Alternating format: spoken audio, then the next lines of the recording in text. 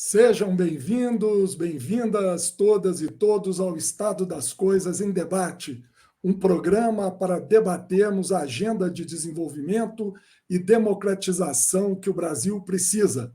Hoje vamos debater o tema teto de gastos, propostas para a gestão fiscal na próxima década. Para tratarmos do tema, nossa convidada é a professora Esther Dweck, doutora em Economia da Indústria e da Tecnologia pela Universidade Federal do Rio de Janeiro e também no LEM, da Escola Sant'Anna em Pisa, Itália. Esther atualmente é professora associada do Instituto de Economia da UFRJ e coordenadora do Grupo de Pesquisa em Economia do Setor Público da UFRJ. A professora Esther atuou no Ministério do Planejamento, Orçamento e Gestão no governo Dilma Rousseff como chefe da assessoria econômica e secretária do Orçamento Federal, e também esteve na Casa Civil da Presidência da República como subchefe de análise e acompanhamento de políticas governamentais. Professora Esther, seja bem-vinda, obrigado pela presença. Obrigada, Wieland. É um prazer estar aqui com vocês.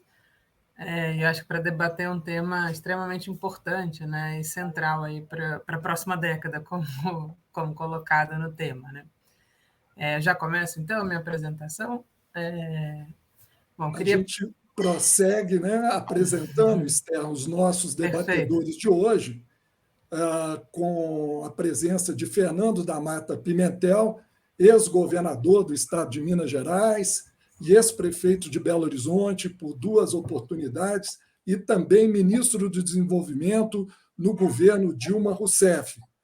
Também conosco o economista Maurício Borges Lemos, doutor em Economia pela Unicamp, professor titular aposentado da Faculdade de Ciências Econômicas da UFMG. Maurício foi secretário de Planejamento de Belo Horizonte e diretor do Banco Nacional de Desenvolvimento Econômico e Social, o BNDES, durante os governos Lula e Dilma. Com várias publicações, Maurício é autor de um novo projeto para o Brasil, as reformas políticas, econômicas e sociais de que o país precisa, sua mais recente publicação. Participando também nessa mesa redonda, Marco Aurélio Croco, PhD em Economia pela Universidade de Londres, com pós-doutoramento pela Universidade de Cambridge e a Universidade Paris-Dauphine, na França. Nossa convidada vai dispor de até 15 minutos para fazer suas considerações iniciais. Na sequência, cada um de nossos debatedores terá a oportunidade de apresentar suas questões. O nosso tema de hoje, antes de passar a palavra para a nossa convidada, é o teto de gastos, um conceito que, na atualidade, melhor resume os princípios que estão vigorando na gestão fiscal do país. O mecanismo do teto de gastos ganhou plena materialidade com a aprovação da Emenda Constitucional 95 em 2016, durante o governo Michel Temer. O objetivo alegado e aprovado do teto de gastos é o de reduzir o tamanho do Estado brasileiro por meio da contração das despesas públicas federais. Na verdade, esse mecanismo atinge mortalmente as conquistas sociais que produzimos desde a Constituição de 88.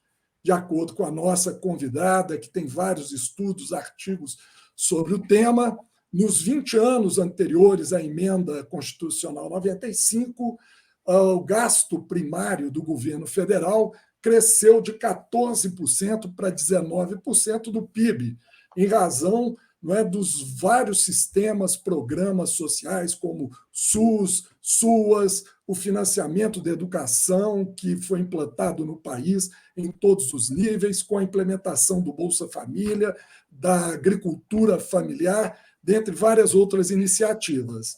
E nos 20 anos previstos pela emenda de duração desse mecanismo, a professora Esther estima que até 2036 ele deverá, né, o gasto primário, reduzir a em torno de 13,2% do PIB, portanto, abaixo, não é, da média que se encerrou em 2016. Mantido esse mecanismo do teto de gastos, será necessário, obviamente, a revisão de várias despesas obrigatórias, que incluem benefícios sociais como abono, seguro-desemprego, Bolsa Família, pagamento de servidores em todas as áreas, além de atingir parcialmente o tamanho dos gastos com educação e saúde. Na verdade, o assunto teto de gastos não é novidade, não é?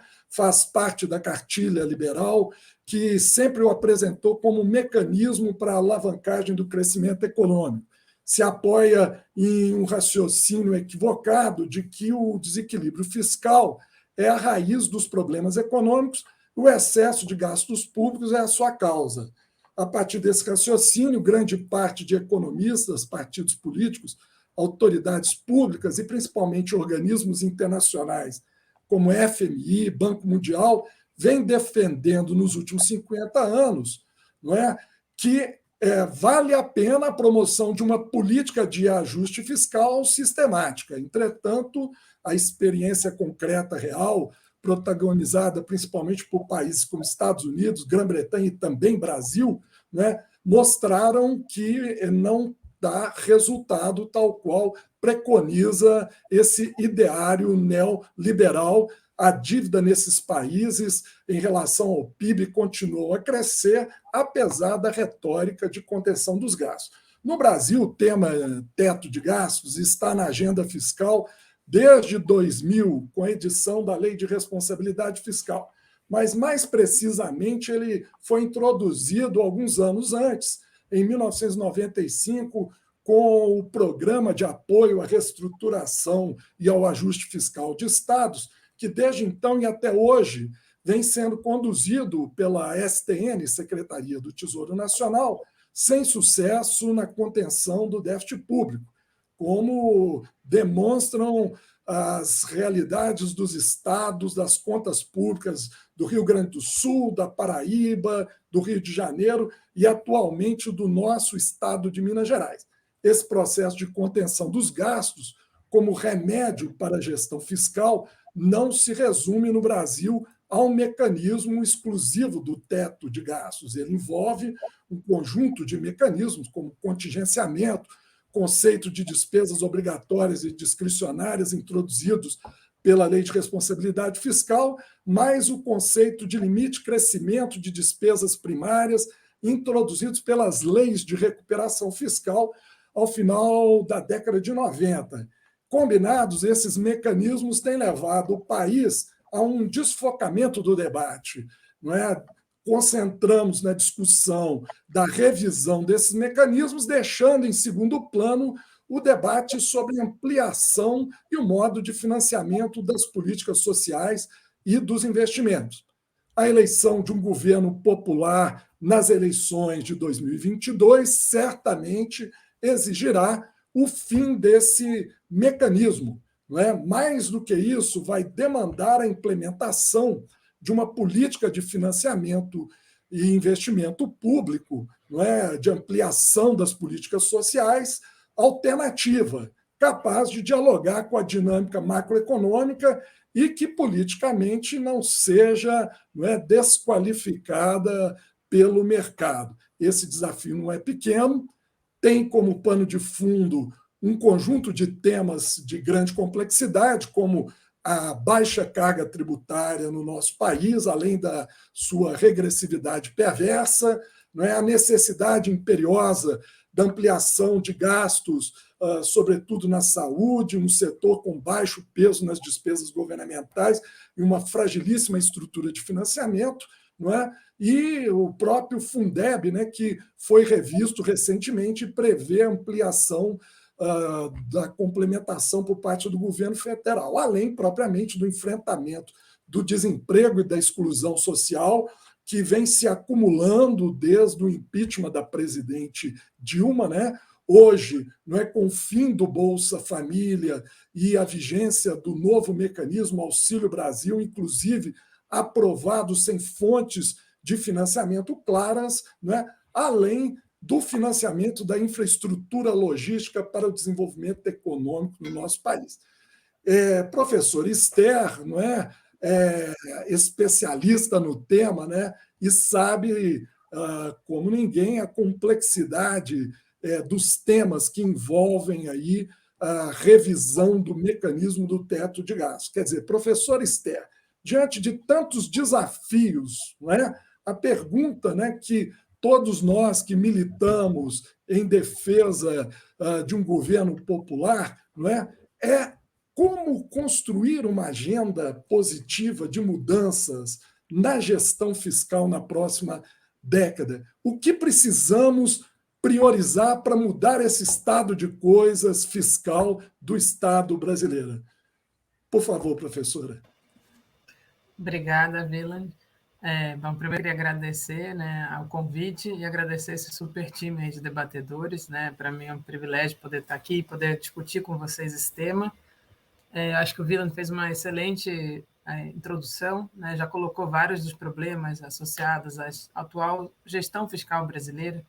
Né? A gente tem um problema gravíssimo na gestão fiscal em todos os níveis, não só no nível federal, com teto de gastos, como ele colocou, principalmente porque é o governo federal quem teria capacidade de ampliação de gastos, porque ele tem, sim, instrumentos que permitem dissociar os gastos da arrecadação. Né? Então, em momentos de desaceleração econômica, quando a arrecadação cai, como foi, por exemplo, o caso da pandemia, onde teve uma queda abrupta da arrecadação, graças à pressão da sociedade civil, do próprio Congresso, o governo atuou de forma, né, ainda que errática, lenta, demorada, né, mas acabou, no final, atuando, permitindo ampliação de recursos para a área da saúde, permitindo um auxílio emergencial, que, de fato, chegou a mais de 68 milhões de brasileiros, graças a essa pressão que foi feita pela sociedade civil, a partir dos recursos do governo federal, inclusive redistribuindo recursos para estados e municípios para compensar as quedas de arrecadação que ocorreram no início da pandemia. Né? E ali ficou claro que quem tem a capacidade de melhorar a gestão fiscal do país é o governo federal. Né? E como o Wieland colocou, o governo federal amarrou suas mãos. Né? Na verdade, no Brasil, a gente tem uma sobreposição de regras fiscais, né? E a regra do teto de gastos ela veio meio que na contramão do ponto de vista histórico comparado com o que estava ocorrendo no resto do mundo. Né? Então, eu queria colocar aqui a minha apresentação para começar rapidamente. O teto de gastos no Brasil, né, ele foi aprovado em 2016, como o Pedro colocou, e foi uma das primeiras medidas do governo Temer encaminhadas para o Congresso. Né? O Temer assume ainda interinamente ali em maio de 2016, em junho ele encaminha para o Congresso uma proposta de emenda constitucional para instituir um teto e consegue, numa velocidade inédita, aprovar em 6 meses, né, uma emenda constitucional que coloca uma restrição cabal ao governo federal, né, que se somava às demais restrições, como o próprio Wieland falou, que já existiam. E, de fato, assim, países que fixaram na Constituição o teto de gastos por 20 anos, em amarelo, temos aqui o caso único do Brasil. Né, demais países jamais fizeram isso. É uma coisa estranha, e num momento em que o mundo estava rediscutindo as regras fiscais. Né? Então, um pouco a base do que eu vou apresentar aqui para a gente pensar uma nova regra, uma nova gestão fiscal para o país, é justamente sair dessas amarras que o teto coloca e inclusive, se alinhar ao que o resto do mundo está fazendo e que está virando mainstream no mundo. Né? Claro que a gente pode, concordando com o Wieland, que se a gente quiser fazer, eu vou colocar aqui, se a gente quiser fazer de fato um governo progressista com uma capacidade de financiamento das políticas sociais mais perene, né, e mais garantido, ao contrário do que aconteceu com a própria Constituição, que colocou uma ideia de um estado de bem-estar social, mas nunca garantiu as fontes de financiamento boas, né, para esse tipo de política, seja porque elas ou não existiam, né, você tinha lá a obrigação, tinha lá a ideia da própria política, mas sem uma fonte de financiamento, ou porque também eram fontes de financiamentos muito regressivas, como as próprias contribuições sociais, que são, né, uma tributação indireta que acabam tendo um peso muito forte sobre os mais pobres.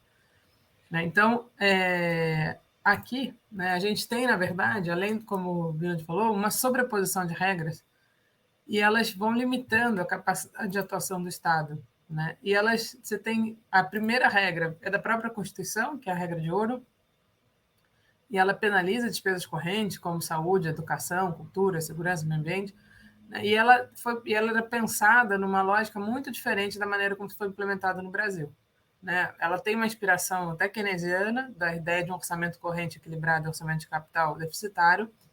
Porém, a ideia do Keynes é que o orçamento corrente seria equilibrado no pleno emprego, quando a economia está na sua capacidade máxima de arrecadação, e não a cada período, o que obviamente não ocorre.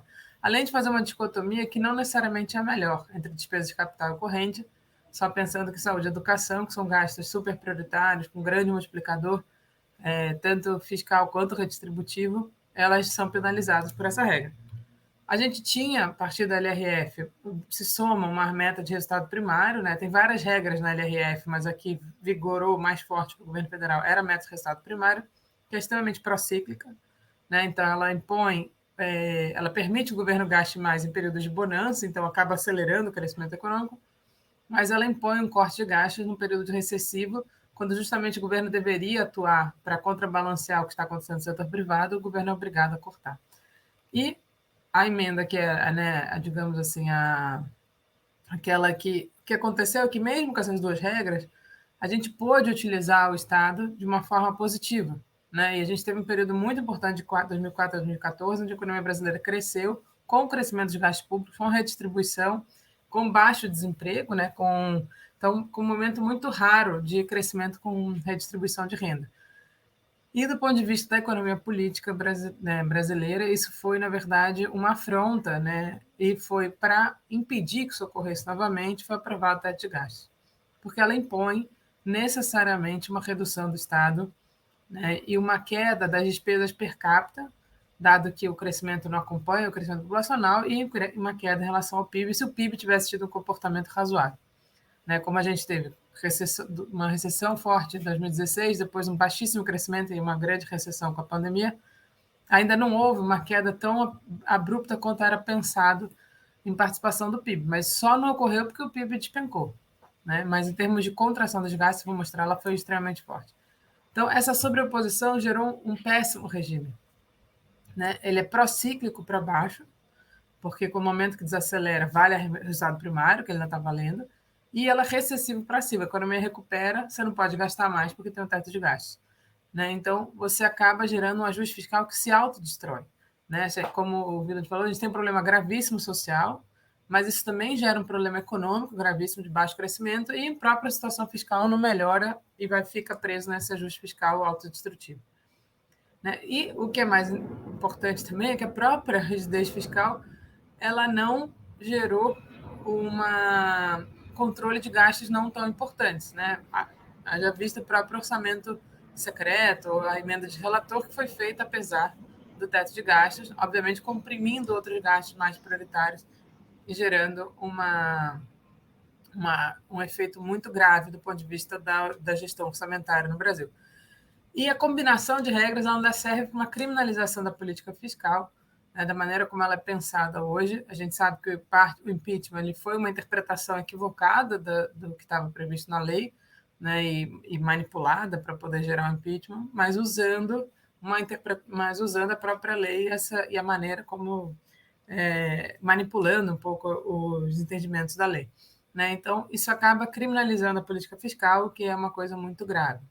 Né, o Wieland já mostrou esses dados, né, a tendência de queda, e aí, obviamente, isso vai comprimindo os gastos de mais despesas que não têm algum tipo de proteção, né, mas justamente para que isso fosse possível, era necessário uma sequência de reformas, né, mas a primeira já foi feita no próprio Emenda Constitucional 95, que eu gosto sempre de ressaltar isso, que as pessoas às vezes não sabem, é que a Emenda Constitucional 95 não só impôs um teto no nível federal, como ela impôs uma mudança nas regras dos mínimos constitucionais de saúde e educação.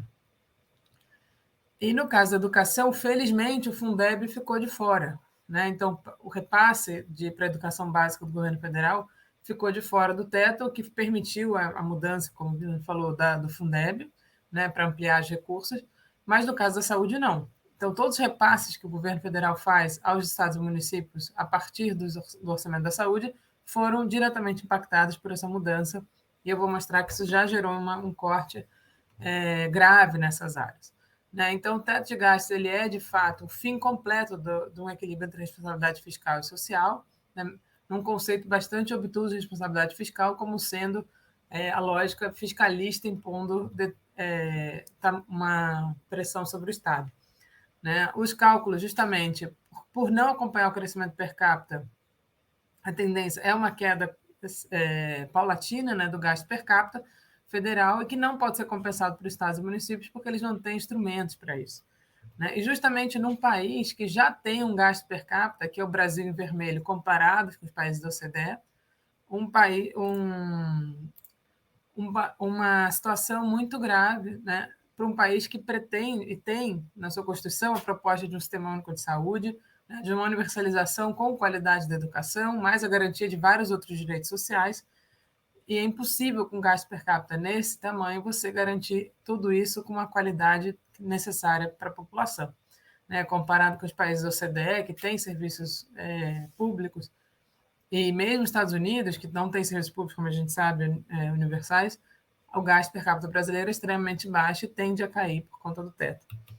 Né? Com isso, gerou cortes, isso até pré-pandemia, em várias áreas, e as áreas de saúde e educação, com a mudança das regras, a gente observa uma queda em participação da receita, né, justamente ao que elas eram vinculadas. No caso da educação, era uma queda em relação aos impostos, no caso da saúde, em relação à receita corrente líquida, saindo aqui em 17 de 15,8 para 13,5 e de 23 para 19,6.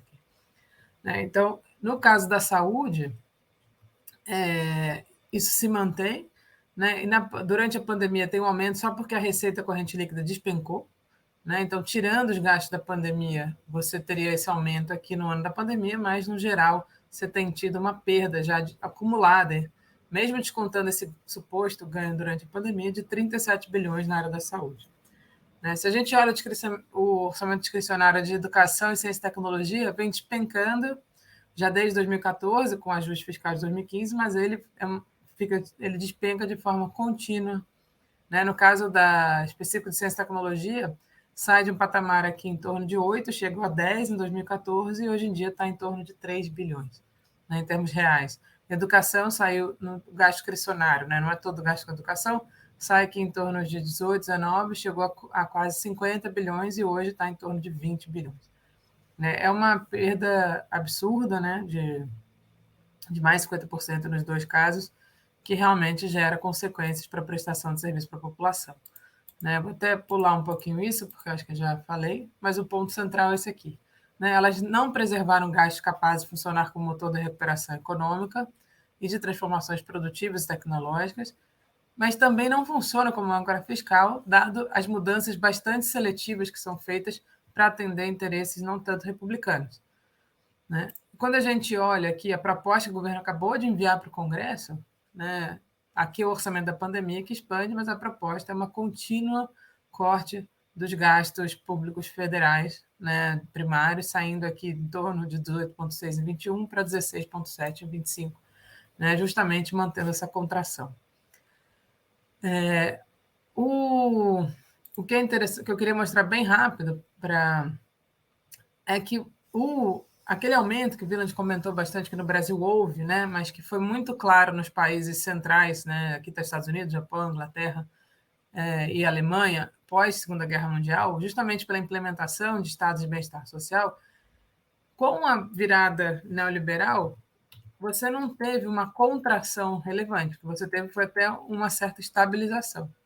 Né? E no Brasil, o que está se propondo, não, uma forte contração do Estado, né? E com uma proposta muito grave de impacto muito grave para a população.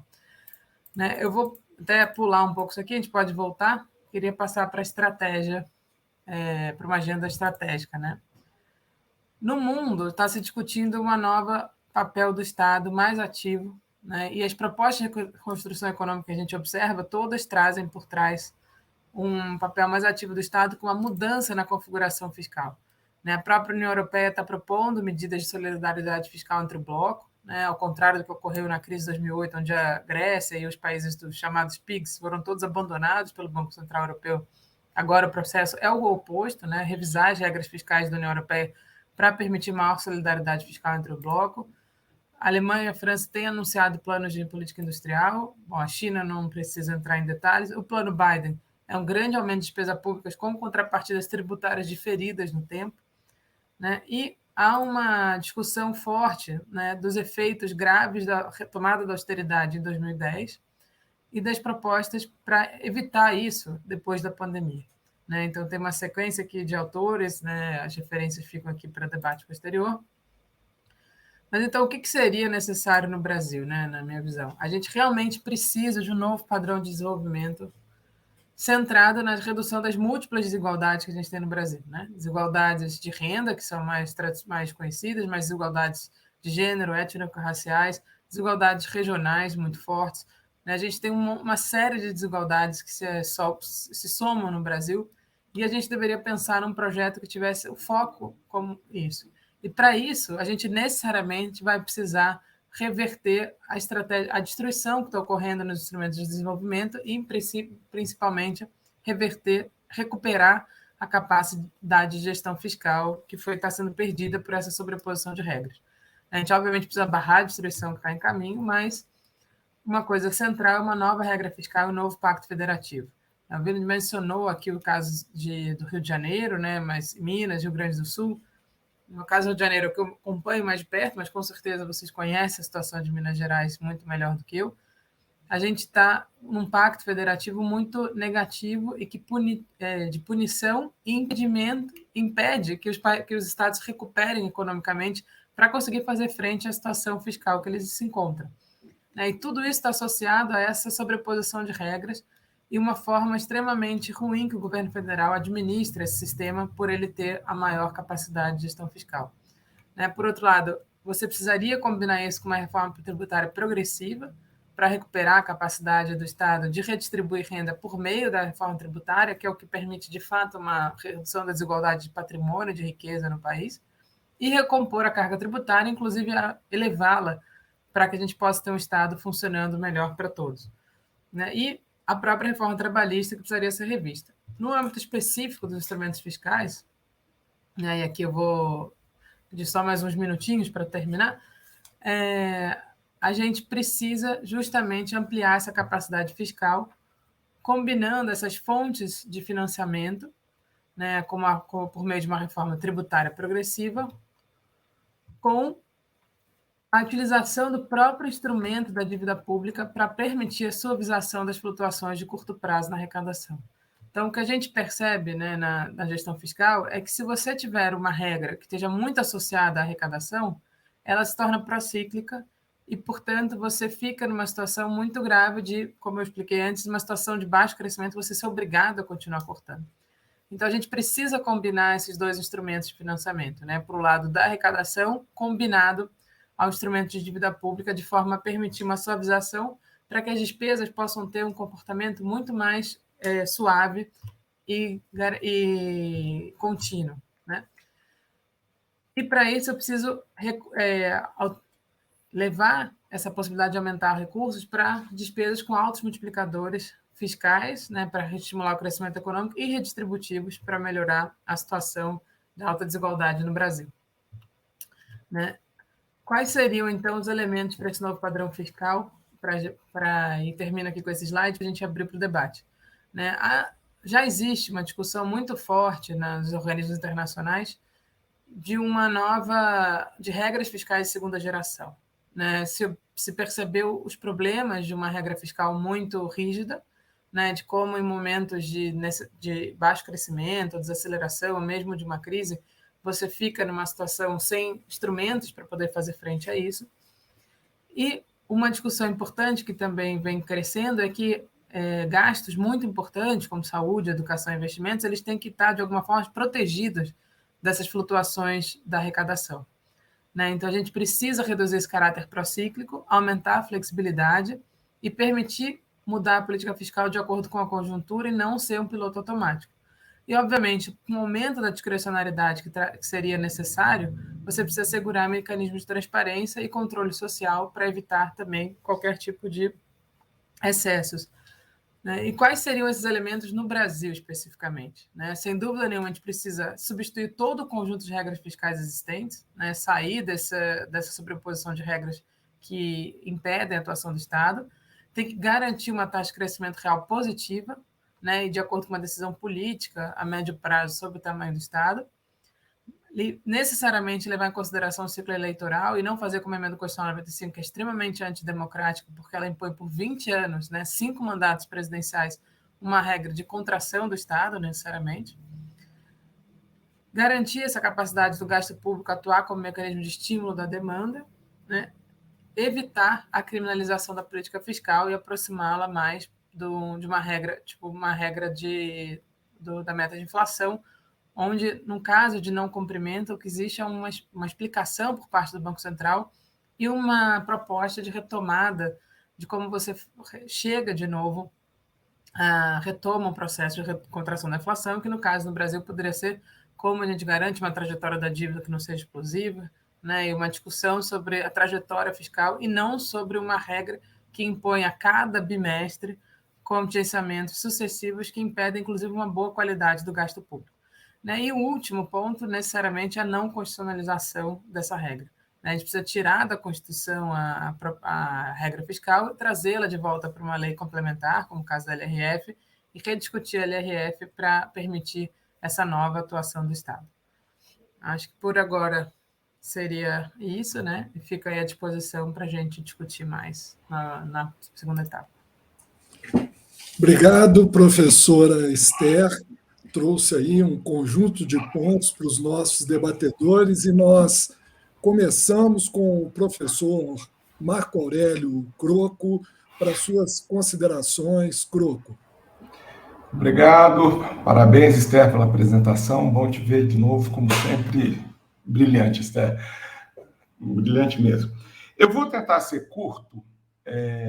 Eu tenho basicamente 2 questões, mas o primeiro eu vou pedir, Esther, para você avançar um pouquinho. Acho que essa última frase que você falou, a não criminalização da política fiscal, ela é importante, porque a criminalização da política fiscal ela tem por trás não só um discurso falso de como se gerir um Estado fosse gerir uma casa, quer dizer, uma regra de receita e despesas, que até pode ser justas, pode ser válidas no nível estadual e municipal, mas não é a grande discussão no nível federal. Eu queria que você discutisse um pouco e apresentasse para o nosso leitor, ouvinte, qual o papel realmente do déficit e qual a importância dele. Eu falo isso, Esther, porque todos os governos mais progressistas são acusados de não se preocupar com o déficit, não se preocupar com o gasto público, e isso está por trás de todo o discurso ideológico. Não só ideológico, tem um projeto de desenvolvimento. A gente fala que o neoliberalismo não tem um projeto de desenvolvimento, mas o ajuste fiscal serve à financiarização, enquanto desenvolvimento econômico, de uma lógica muito, muito direta. Como é que se dá isso? Qual o papel efetivo? Por que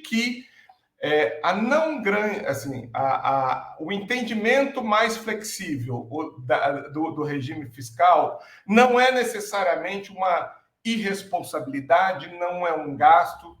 E se eu pudesse falar isso, eu acho que agora vai vir muito na frente, sobre como é que isso dialoga com a moderna teoria monetária, que é justamente o que vai ser acusado. Foi dado carta branca para eles emitir moeda e gastar do jeito que quiser. Então, se você pudesse contextualizar isso para o leitor, assim, quer dizer, não é que a gente é gastador, esse é o ponto, mas qual é o efetivo papel do equilíbrio dentro de uma política de desenvolvimento e uma política fiscal responsável? Depois eu volto com outra questão mais.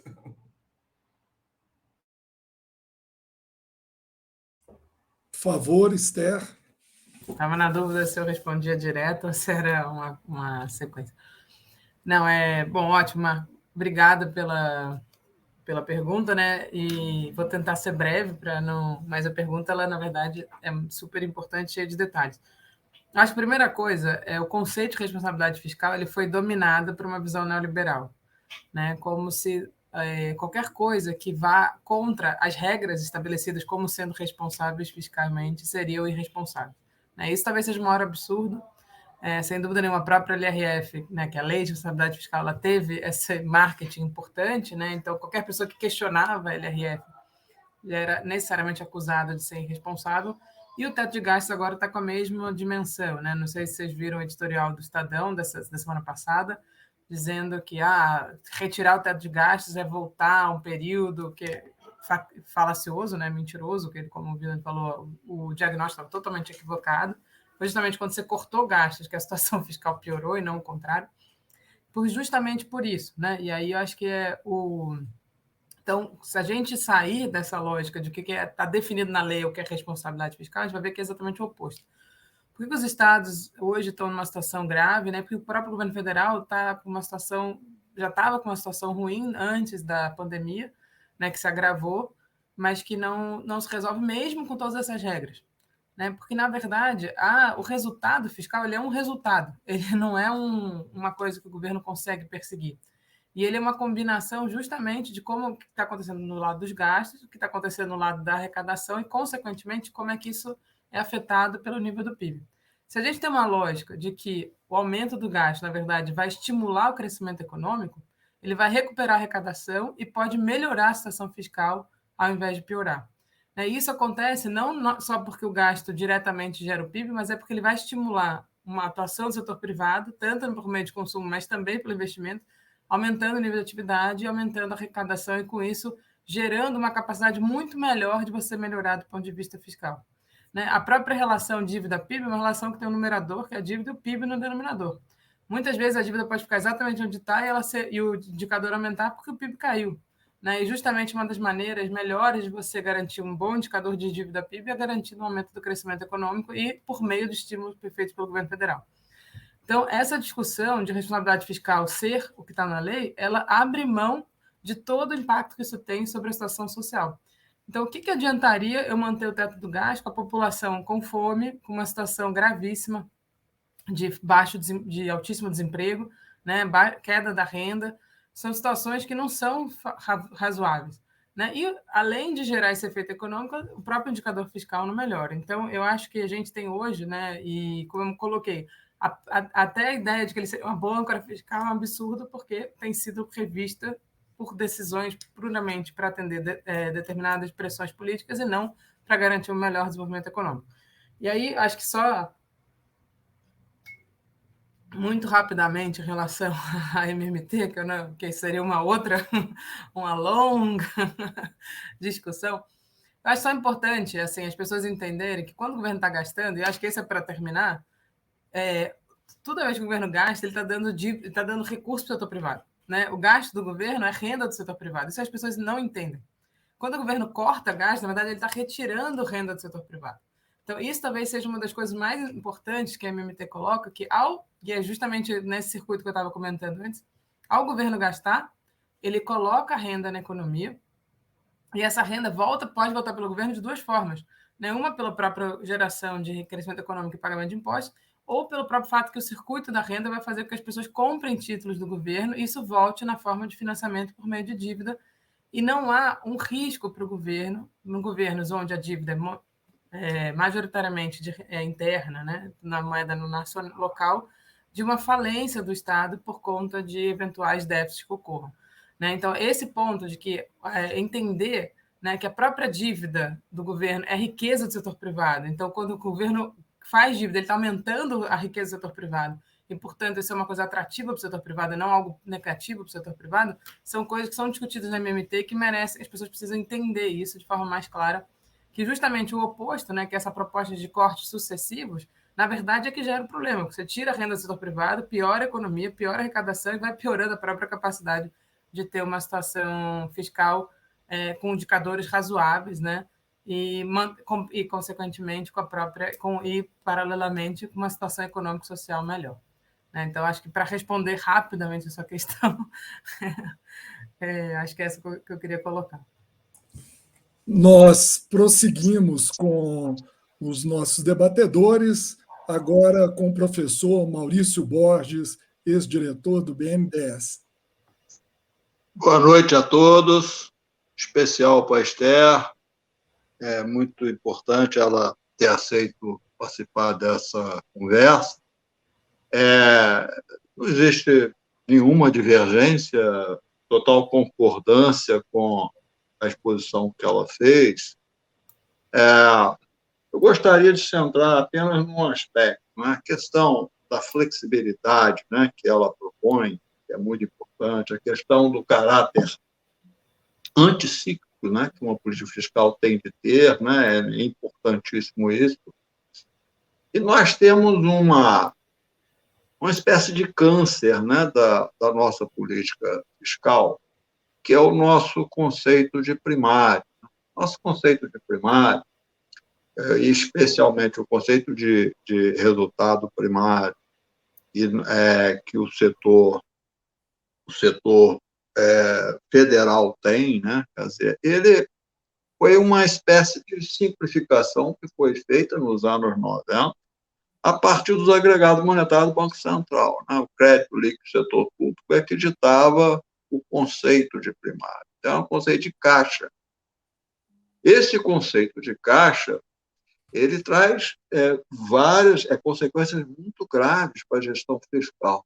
A própria lei de responsabilidade fiscal ela reconhece que não existe um conceito claro de resultado primário, nem nominal. Ela reconhece isso e diz que o Senado tinha de criar essa regra clara.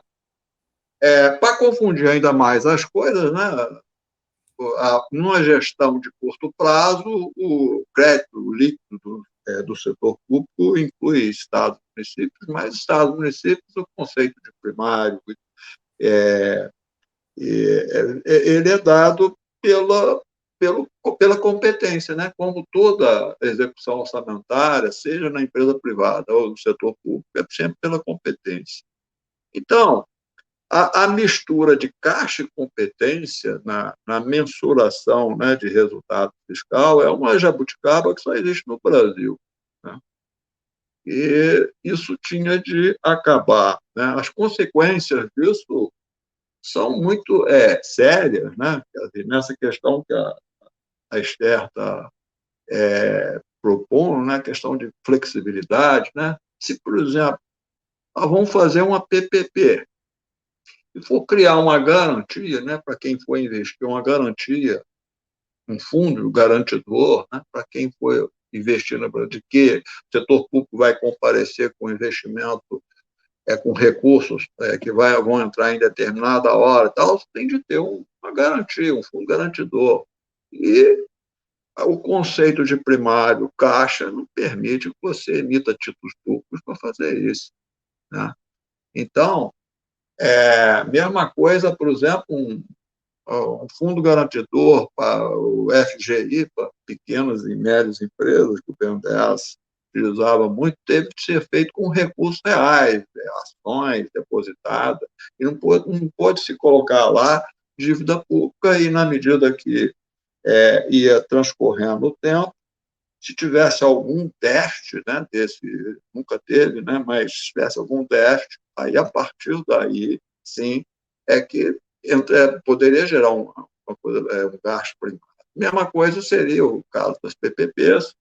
Eu diria que se fosse um fundo também garantidor, né, para a questão de equalização de combustíveis, né, para não ficar nessa coisa que no governo Lula e Dilma, né, ficou segurando na tora a questão do preço do combustível, sem ter uma regra clara, né, uma regra mesmo, e não apenas o discurso, né, que os presidentes da Petrobras faziam, que não podia seguir a volatilidade do preço do petróleo e do câmbio e tal. Então, se você monta um fundo com garantias de dívida pública do setor público, né? E isso dá uma possibilidade, uma flexibilidade para você trabalhar isso e trabalhar de uma forma anticíclica. Então, acabar com essa regra né? Essa regra também tem outros efeitos, né? É isso que a Stern aponta isso no artigo, né? Que resolveram quebrar o galho da Petrobras, da Eletrobras, tirando do resultado primário. Você bota o caixa da Petrobras no resultado primário. E a Petrobras ela tinha de entrar, né, no conceito de equivalência patrimonial. A Petrobras tem lucro, a parcela da União no lucro, isso aí é lançado como, vamos dizer, um resultado, uma receita do governo e tal. E mesma coisa, né? De uma forma diferente, porque você está dentro do setor financeiro, é o lucro do BNDES. O BNDES deu lucro, 100% do BNDES é da União, esse lucro é lançado no resultado corrente, né, do governo. Mas não, o conceito de caixa para o BNDES ajudar no resultado corrente do governo e, por exemplo, produzir primário, ele tem de se descapitalizar, né? Mesma coisa seria, no caso aí, Caixa Econômica e Banco do Brasil. Então, essa coisa de misturar caixa e competência, nós temos algumas coisas por caixa e outras coisas por competência. Essa é uma tipo, eu chamaria, né, eu gosto muito de usar esse termo, eu chamaria de molecagem, né, que só existe no Brasil, né, essa coisa absurda. Infelizmente, nos governos nossos aí, né, governo público, isso aí não foi enfrentado com tempo. Então, essa que é a questão que eu coloco, né? Quer dizer, flexibilidade não é a hora de nós abandonarmos essa coisa esdrúxula, né? De pedir resultado primário pelo caixa, né? Passar a utilizar como regra universal da contabilidade pública em todos os níveis de governo, município, Estado e governo federal, e assim como na contabilidade do setor privado. Então, passa a ser a contabilidade administrada pela competência. Isso aí teria consequências muito importantes para evitar desvios e tal. E só para finalizar, né, a questão, né, da pedalada fiscal, né, quer dizer, o governo Lula, Dilma, etc., usaram a questão das regras, da ideia, do problema da questão do medir o superávit pelo caixa. Então, o PSI, por exemplo, o BNDES operou, né? O PSI tinha um subsídio, né? E quando, por exemplo, emprestava dinheiro para comprar uma máquina, né? O BNDES emprestava o dinheiro, estava gerando uma despesa efetiva, é a hora que estaria gerando o resultado primário, né? No caso, uma despesa primária. Mas, como o BNDES, né, opera em regime de caixa, né, quer dizer, para algumas coisas, então, isso aí, só quando o BNDES recebia, né, o dinheiro do governo, equalizando, é que, digamos, o governo contabilizava isso. Então, foi aplicando a regra do primário, a regra do conceito de caixa, e postergando alguns pagamentos, foi chamado pedalada fiscal, ao invés de corrigir o problema de uma forma estrutural, ou seja, acabar com o conceito de caixa, que é uma questão que eu acho fundamental se nós quisermos, quer dizer, além de mudanças outras que estão dentro de mudar a regra toda dessa mudança da Constituição que foi no governo tempo, mudar tudo isso, mas também trabalhar com uma regra estruturalmente que é o bom senso, né? Isso aí não é revolução, não é uma coisa heterodoxa, etc. É a pura ortodoxia da questão orçamentária contábil, né? Você trabalhar com o conceito de competência. Bom, professora Esther, com a palavra. Obrigada, Bila. Obrigada, Maurício, pelo comentário. Eu acho que acho que esse ponto é super importante que o Maurício levantou. Eu acho que alguns pontos eu queria só destacar alguns pontos que ele falou. Acho que essa questão caixa-competência, de fato, é uma coisa que vem lá de trás e foi um pouco isso. Não tinha um conceito, o Banco Central passou a adotar o dele, né, que é o chamado abaixo da linha, que é o que sai da conta, né, de fato é só o pagamento efetivo, no caso do governo federal. E isso foi gerando algumas distorções, como ele colocou. Mas e é interessante observar que, além dos pontos que ele colocou, por exemplo, com a possibilidade de postergação, geração de restos a pagar, que justamente era o que valia era o pagamento efetivo e não o comprometimento de pagamento, né, a liquidação da dívida, você observou que outras regras também geraram distorções, né? Eu queria só complementar isso. O caso, por exemplo, da regra de ouro com pré-pagamento feito pelo BNDES. Né? O governo federal fez aquele processo de capitalização do BNDES por meio de empréstimos, né? No período da crise, se manteve por alguns anos, e aí isso gerava uma dívida do BNDES com a União. E aí, para poder fazer frente à regra de ouro que estava começando a comprometer as receitas correntes, o governo obrigou o BNDES a pré-pagar, inclusive com questionamentos feitos pelos empregados do BNDES sobre a forma como estava sendo exigido o pré-pagamento, para poder fazer frente à regra de ouro e, com isso, cumprir a regra de ouro por alguns anos, até o ano, em 2019, que não foi mais possível. Né? Então, na verdade, você tem uma série de problemas na gestão das regras fiscais. O próprio conceito de caixa, ele também gera um problema grave, que é os próprios contingenciamentos bimestrais, que é como eu comentei antes, né? Você acaba chegando no bimestre, você vai segurando o pagamento das coisas, e aí chega no final do ano e fala, não, sobrou um recurso, pode soltar. E aí você solta no final do ano, obviamente comprometendo a qualidade do gasto. E é uma coisa completamente anacrônica no Brasil, né, também. Né? A ideia de contingenciamento vem dos Estados Unidos, só que os Estados Unidos o contingenciamento é para o ano seguinte, para um projeto de vários anos, como você vai retomar um equilíbrio entre receita e despesa. E no Brasil, não, se criou uma regra que você faz contingenciamentos podendo ser bimestrais, né? Em 2015, por exemplo, você fez 3 contingenciamentos ao longo do ano, o que é uma coisa absurda, né? Do ponto de vista de gestão fiscal.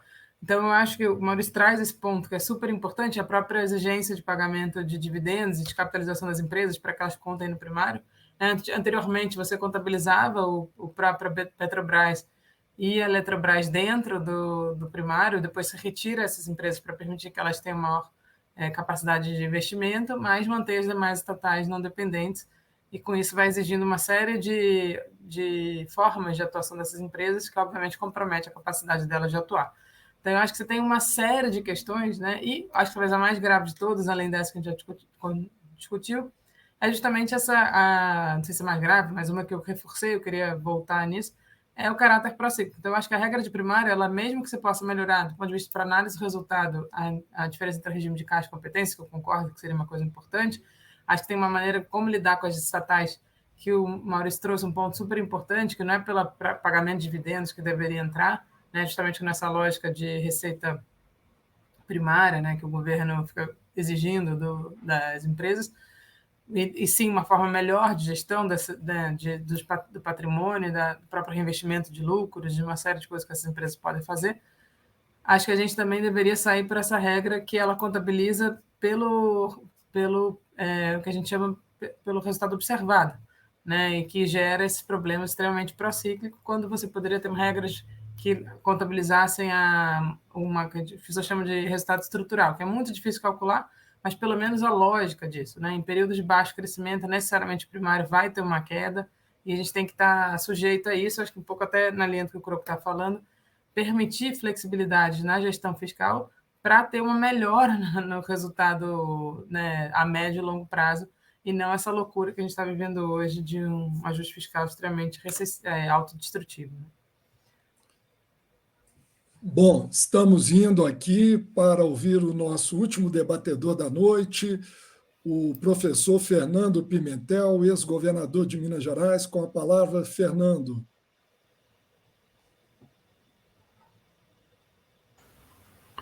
Eu estava sem som aqui. Boa noite a todos e a todas que estão nos acompanhando aí. Um abraço muito carinhoso para a Esther Dweck, sempre uma alegria vê-la e ouvi-la, competente, inteligente, colocou tudo que precisava ser colocado sobre essa loucura desse teto de gastos. Eu não vou fazer um comentário, Esther, eu ia fazer só uma pergunta, mas, na verdade, eu quero te propor outra coisa. Eu vou te fazer... eu vou sugerir uma reflexão aqui e vou te fazer uma pergunta, tudo nessa intervenção, para a gente ganhar tempo, porque eu sei que nós estamos já chegando perto do final, não é isso, Wieland? É o seguinte, Esther, é uma coisa mais política. Eu li há pouco tempo, não me lembro quando exatamente, um artigo que, se não me engano, era do Nelson Barbosa, nosso querido companheiro, ex-ministro também. E o Nelson colocava uma questão que me pareceu interessante, importante. Ele dizia o seguinte, que esse irrealismo, irresponsabilidade, digamos, fiscal do teto de gastos, essa maluquice, acabou engendrando uma coisa pior, que foi esse negócio do orçamento secreto, das emendas de relator, enfim, esse despautério que foi produzido aí nesse último ano, desde o ano passado para cá, né, de 2021 para cá, e que isso tem a ver, de alguma forma, com a rigidez absurda que foi imposta ao orçamento. Obviamente, o parlamento, a Câmara, manejou como ela pode fazer, manejou as contas públicas de tal maneira que propiciou essa excrescência que nós estamos vendo, chamada de orçamento secreto e seus congêneres. Eu queria ouvir sua opinião sobre isso, se isso procede. Me pareceu um raciocínio interessante, mas como você é especialista nisso, eu acho que a sua opinião conta muito. E a outra coisa, já para fazer nessa intervenção as duas falas que eu pretendia, essa é uma pergunta que eu costumo fazer para todo expositor, especialmente os que são tão precisos e objetivos como você é. Se você pudesse, se lhe fosse dado a possibilidade, o privilégio de fazer uma alteração, mas é só uma, prioritária, na legislação orçamentária, no arranjo orçamentário brasileiro, orçamentário fiscal, qual você faria? Só uma, para a gente entender o que você considera assim, mais importante, mais prioritário, aquilo que pode desfazer o nó que está posto para nós aí na execução orçamentária. Então, essa é a pergunta, e antes dela, um comentário que eu queria ouvir seu sobre essa reflexão que o Nelson fez no artigo dele. Obrigado, governador, também, enfim, um prazer ouvir todos aqui, né, encontrá-los ainda que virtualmente. Seria um prazer estar presencialmente. Bom, eu vou a Diamantina, não sei se vocês estarão lá, mas eu devo ir a Diamantina. Então, espero poder encontrar o melhor congresso que existe, acho que do Brasil em geral, de economia com certeza, não tenho dúvida. Mas, bom, em relação ao orçamento secreto e rigidez fiscal, eu concordo inteiramente com o Nelson. Assim. O que aconteceu, na verdade, é que eu acho que eu queria só explicar uma coisa importante para inverter a maneira que eles distorcem a discussão. As pessoas vão falar assim, as despesas obrigatórias cresceram em participação no orçamento. Claro, isso era uma consequência do teto de gastos. Se você põe um teto que ele não acompanha o crescimento de coisas básicas, como o número real de pessoas que se aposentam, que era em torno de 3% ao ano, né? Fora a correção inflacionária, não acompanha o envelhecimento populacional, no caso da saúde, que é também um crescimento real relevante, não acompanha uma série de coisas, é óbvio que essas despesas vão crescer além da inflação e, portanto, vão pressionar as despesas discricionárias e vai esmagando completamente as despesas discricionárias. Né? Eu mostrei ali o caso de saúde, de educação, ciência e tecnologia, que despenca completamente no orçamento, fora outros. Né? Investimento que hoje em dia está num nível absurdamente baixo, que não permite nenhum tipo de manter o estoque de capital que a gente tem hoje. Então, tem uma depreciação gigantesca, não é à toa que a gente começa a ver um monte de coisa grave, de pontes caindo, de você tendo, enfim, o caso do museu, né, da UFRJ, enfim, coisas que você não consegue nem manter o que você tem, quanto mais ampliar e gerar estímulo para o crescimento econômico. Então, nessa situação de esmagamento de gastos discricionários, você ficou sem nenhum tipo de ação de política direta, né? E aí, obviamente, o Congresso, para poder fazer a sua política, ele resolve pegar uma parte do orçamento para ele. E aí comprime ainda mais o orçamento discricionário sob a égide do Executivo, né? Então, na saúde, isso aconteceu fortemente. Na saúde, você tem muito emenda da saúde hoje que vai pulverizando o gasto com saúde e você não consegue direcionar para aquilo que é mais prioritário. O próprio investimento, da maneira por meio de emendas, ocorre um investimento, mas ele é totalmente pulverizado, sem gerar grandes impactos, sem necessariamente ser uma coisa priorizada. Eu não tenho nada contra emenda, acho que os parlamentares eles têm, sim, capacidade de conhecer melhor a realidade local, mas ele não pode ser a parcela principal do orçamento se você não consegue gerir o resto. Né? Então, eu concordo, acho que concordo absolutamente isso com o Nelson. E claro que também faz parte de uma maneira enfim, tem uma questão ali de combinação da rigidez fiscal com uma situação que eu acho que aí sim é uma coisa específica desse governo, com um governo que é totalmente entregue ao centrão e que, portanto, entregou, de certa forma, a capacidade de fazer política ao centrão que usou essa forma. Então, acho que é uma combinação do efeito do teto de gastos com um governo extremamente fraco do ponto de vista, né, da sua relação com o Congresso. Se eu fosse escolher uma única alteração, única, é revogar o teto de gastos, assim, porque eu acho que as regras anteriores elas são ruins, né? Como eu falei, o ideal seria reformar tudo, mas já que eu não poderia fazer isso, eu revogaria o teto de gastos. Por quê? Porque ele é que impõe, de fato, uma queda do tamanho do Estado. O resultado primário, a gente finalmente descobriu que pode ter déficit, se quiser. Então, ele não impõe tanta rigidez assim, né? Se você souber administrá-lo corretamente, souber fazer um bom cálculo, né? Você consegue, mesmo com regras primárias, por pior que ela seja, procíclica que ela seja, você pode ajustar ela ao longo do ano, você tem, né, se você tiver uma boa relação com o Congresso, isso é feito de forma razoável, sem muito estresse, né, você consegue... Então, realmente, se fosse para mexer em alguma coisa, se fosse uma coisa, revogar o teto de gastos, eu não tenho a menor dúvida, né, a regra de ouro é ruim, mas ela é possível ajustar com o Congresso, assim, todos os outros são possíveis, o teto de gastos é o único que não tem o que fazer. E eu acho que esse sim, e para mim é o mais grave de todos, disparado, né? E foi totalmente na contramão do mundo. Se for para escolher só um, é revogar o teto de gastos. Eu acho que isso não seria o ideal, mas já seria suficientemente bom. Tá bom.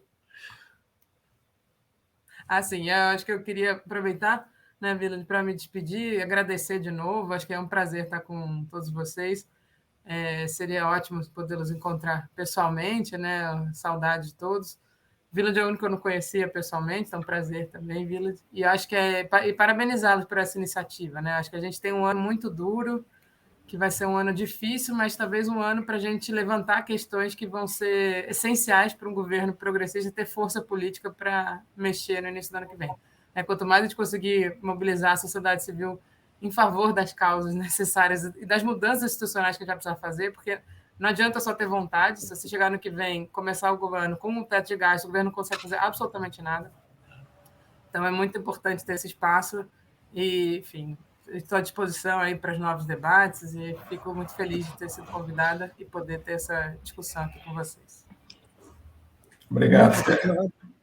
Muito obrigado, professora Esther Dweck, que nos trouxe tantas reflexões importantes nesse denso tema, né, da gestão fiscal, nos ajudando a entender o estado das coisas que precisam ser alteradas num próximo governo, um governo popular. Né? As reformas que o país precisa começa com o fim do teto de gastos, como lembrou bem aí a professora. E agradecer a presença dos nossos debatedores, Fernando Pimentel, Maurício Borges, Marco Aurélio Croco, e agradeço o privilégio de sua presença, que nos acompanhou até aqui. Acompanhe a nossa iniciativa em www.estadodascoisas.com.br. Obrigado e até o próximo Estado das Coisas em Debate. Até mais, gente. Até mais.